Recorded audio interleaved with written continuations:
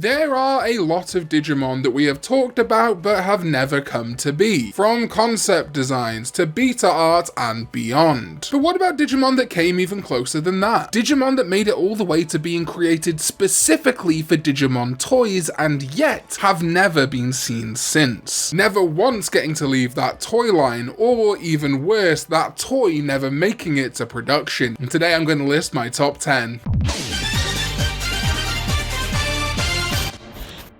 What is up everybody, welcome back to another video and thank you for liking and subscribing. It really does make the world of difference to help this channel grow. And yes, toy exclusive Digimon that you have never seen, although some of you of course will have seen them, but they never officially released or never left the toy they were made for. By toy exclusive, I am of course initially talking about action figures and anything made of plastic, but I am going to extend the toy moniker to certain V-Pets, as V-Pets are in this weird middle ground between toy and video game. They certainly get listed on places like Amazon as electronic toy, so I am including V-Pet Digimon on this list, but I'll let you fight in the comments as to whether they count or not. But regardless, let's begin with number 10. For number 10, I've actually grouped 3 Digimon together, and those are Batterymon, Copymon, and Ohakadamon. The reason I've grouped them together is they're all kinda Digimon, but also not Digimon. Batterymon, not to be confused with the Appmon, is essentially a glorified battery indicator, a Digimon used in the Japanese Digimon Crossloader toy when the batteries are too low, to indicate it's time to change them. Then Copymon is the ditto-looking Digimon used just for that, copying Digimon on the Digimon Pendulum version 20th from other Pendulum V-Pets. Its sprite on the version 20th is deliberately small and low detailed, to quote Digimon Wiki, to represent compressed data and to make it representative of any Digimon. While Copymon has had no outings of its own, its design does seem to be based on or tie into the Appmon Copy-Paymon, whose name comes from copy and paste, and possibly also a similar Appmon Savemon. And then the final of this trio is Ohakadamon, and well, this in the Japanese V-Pets is literally a Digimon's grave, though in American releases they changed it from a tombstone or a cross to a computer because America, I guess. But most of the V-Pets don't name this gravestone, so you'd be forgiven for thinking it's just that, a grave. But the Digital Monster version S Digimon Tamers specifically named it as Ohakadamon, coming from Ohakada, the Japanese word for tomb. Did we need any of these 3 Digimon to actually be Digimon? No, not really, but as these utility Digimon, I suppose we could call them, are now ostensibly Digimon in their own right, I think it'd be cool if they showed up in something again one day.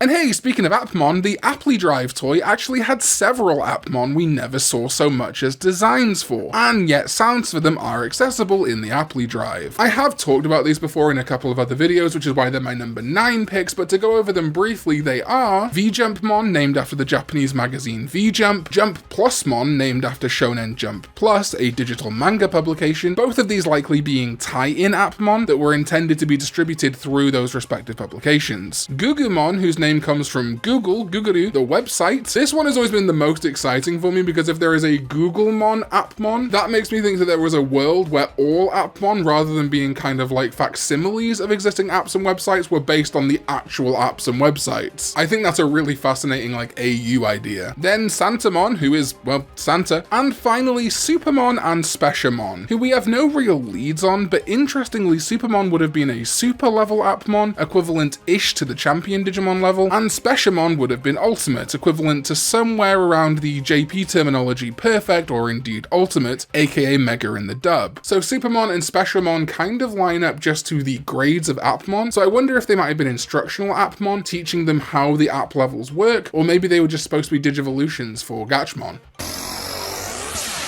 And from the Apply Drive, we move back to the Crossloader with Greymon Ash, Metal Garurumon Red, and an interesting black variant of Omnimon. All of these being totally exclusive to the Crossloader toy in Japan, and, well, really haven't been seen since. Greymon Ash is modelled after the Greymon variant of Cross Wars, of course, and is similar to Greymon O, which was also on the Crossloader, but did manage to escape the toys by showing up in Digimon Super Cross Wars Red and Blue. But Metal Garurumon Red, and this fascinating black body Omnimon that retains the standard Omnimon coloured Wargreymon and Metal Garurumon arms, but like I say, has this really fascinating black body, similar to a Megamon Swartz, have never been seen since. Though they're not the only cross-loaded Digimon I want to talk about on this list, but we'll get back to that in a little bit. are the forgotten Dot Digimon. Dot Gaomon, Dot Kamemon, Dot Kudamon, and Dot Lalamon. While we did get Dot Agumon, Dot Falcomon, and even Dot Shine Greymon and Dot Mirage Gaugamon in video games, for some reason the rest of the Digimon Savers rookies were shunned from this dotification. Okay, maybe like no one on the planet was actually asking for Dot variants of any Digimon. Hell, games like Cyber Sleuth turned Dot into a status condition that basically anyone can get, but I am a big fan of fairness. If one Digimon is going to get an Armadigivolution, I think they all should, thank you 02. And if two Digimon are going to get an Omnimon-style fusion, I think the rest of the kids in that season should too. No thanks to you, Adventure. So if Agumon and Falcomon plus Gaumon's Mega are going to get Dot forms, so should the whole team. So the fact that two toy lines, the Digimon Data Squad 1.5-inch collectible figures and the Digimon Dot puzzle line, gave us these Dot variations was great. I mean, we've never seen them since, but you know, cool. Then let's talk about my number 6 pick, Hydemon, from the Digimon Force 3. I did a whole video on this a while back now, but the Digimon Force 3 was going to be a US exclusive, weird set of combining Digivice toys that seemed to act as some kind of sequel story to Digimon Frontier. The official synopsis for this toy read, over 100 years after Season 4, a small conflict occurred in the 3 areas of the digital world. Over time, the struggles grew and persisted until now. All that is left is chaos and disorder, but there is a glimmer of hope. The leader of the 3 areas have come from the real world, and they've been given all the powers of the Digivice to help them restore peace. They've been given the awesome responsibility of defeating the evil Hydemon before he completely destroys the digital world. What a setup. I know a few longtime viewers of this channel, are fascinated by the idea of Hydemon. What was this concept? Was he a Digimon who also had a good side called maybe Jekyllmon, similar to the Cherubimon Virtue and Vice of Frontier? Or indeed was Hydemon's good side a human form like Koichi? The fact we never got to enjoy this toy and its storyline plus Hydemon is a travesty. And if anyone from Bandai US at that time wants to hit me up with some more details on the Force 3 or why it didn't happen, my DMs are open, boo. And at number 5, we're looping back to those cross-loader exclusives with Shoutmon Blue and Shoutmon Y, or Yellow. I'm weirdly a big fan of recolors in this context. I think it's a lot of fun to have variants of prominent partner Digimon, and adds to something I think we're kind of missing from some protagonist partner Digimon. Agumon, of course, has variants. The Tamers partners have a variety of variants, but then Digimon like Vmon and Shoutmon, not so much. I think the reason the idea of a blue or yellow Shoutmon excites me so much is they open us up in the future to the possibility of these variants getting actual outings in, say, the anime, like maybe Ghost Game or a future season, where a blue Shoutmon might digivolve to something entirely brand new. And why do I have this hope?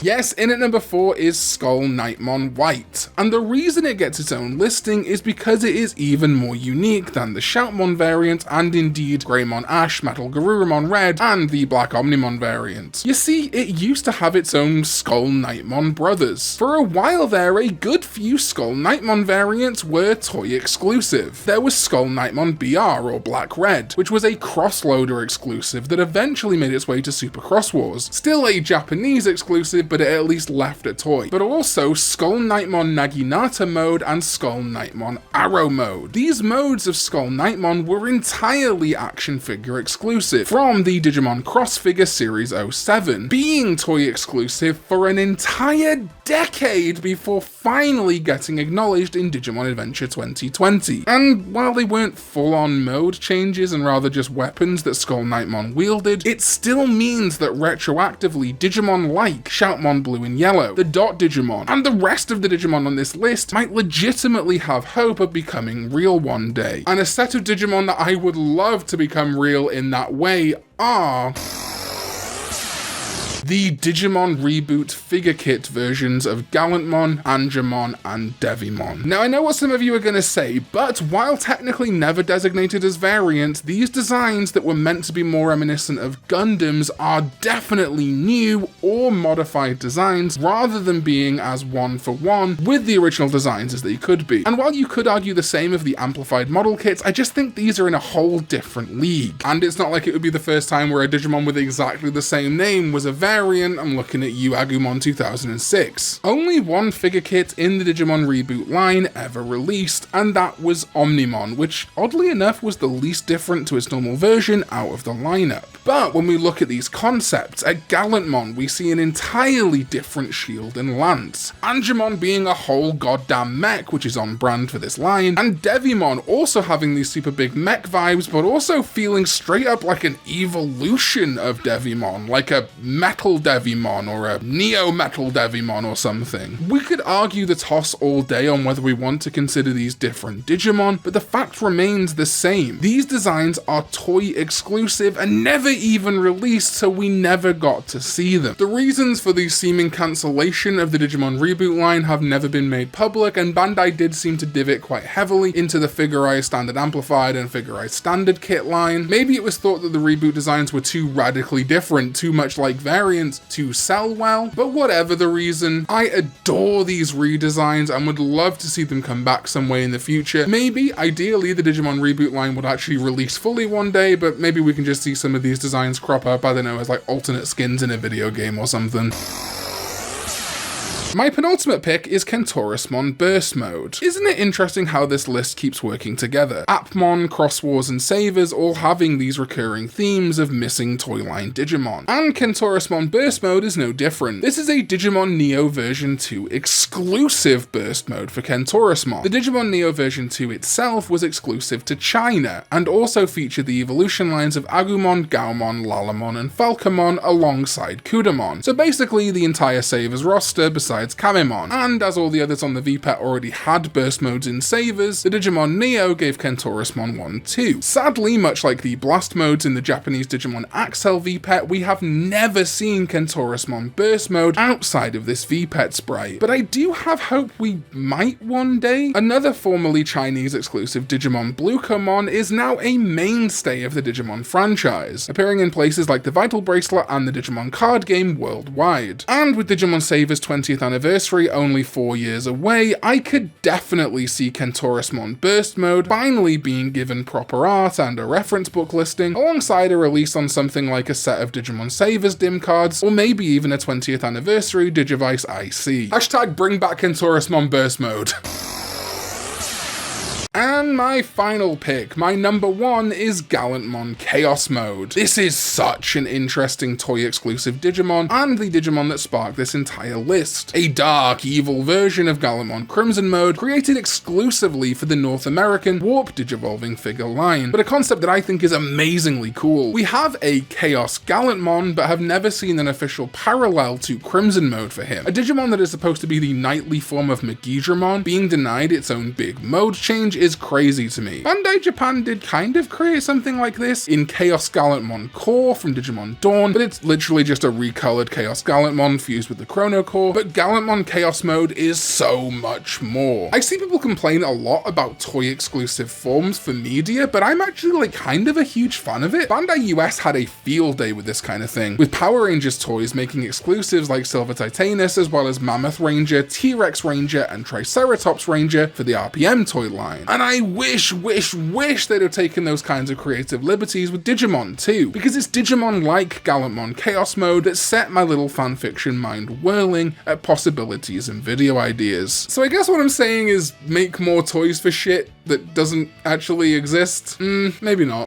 But that is my list of my top 10 plus some toy line exclusive Digimon. Let me know in the comments down below your favorites or ones that you know that I haven't mentioned. I think, to be totally honest with you, this top 10 basically covered every toy line exclusive Digimon, but I'm sure there's one out there somewhere that I'm missing, so please do let me know down below if you find it. Huge shout out to my Sovereign ZDK14 for supporting this channel, it means so much, dude. And my DigiDestined, Reg BCQ, Dresden Nova, Chaos Dude 7111, Andrew Sobel, Nightshade J, Spiky Belmont, Amberant 2000, Gekalucci, Koltaku, Kenya Kubiaki, Kaya Yeager, Rule Lima, NVBBX, Metallic Pool, Bruce Williams, Sad Uncle Callum, and Crimson Dragon Slayer, and to everyone else who supports this channel with their hard-earned money. Make sure you check out the video below me because YouTube knows you're going to enjoy it, and I'll see you next time when we go digital. Bye bye.